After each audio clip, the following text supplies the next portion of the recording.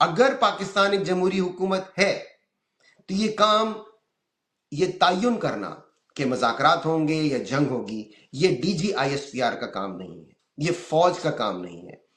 قیادت فیصلے کرتی ہے اور قیادت سویلین ہوتی ہے۔ اگر پاکستان کی سویلین قیادت یہ فیصلہ کرے گی کہ ہمیں مذاکرات کرنے ہیں تو مذاکرات ہوں گے۔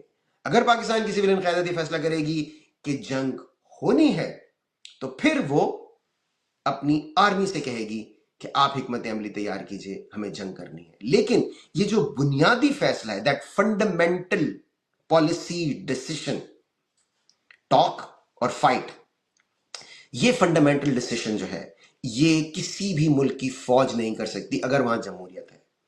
اگر حکومت پاکستان، وزیر اعظم پاکستان جو کہ چیف ایگزیکٹو ہوتا ہے، ظاہر ہے اس وقت پاکستان میں کوئی چیف ایگزیکٹو نہیں ہے، اس وقت پاکستان میں کوئی وزیر اعظم نہیں ہے، Shehbaz Sharif is not Pakistan prime minister, ان کو عوام نے منتخب نہیں کیا، وہ عوام کے نمائندے نہیں ہیں۔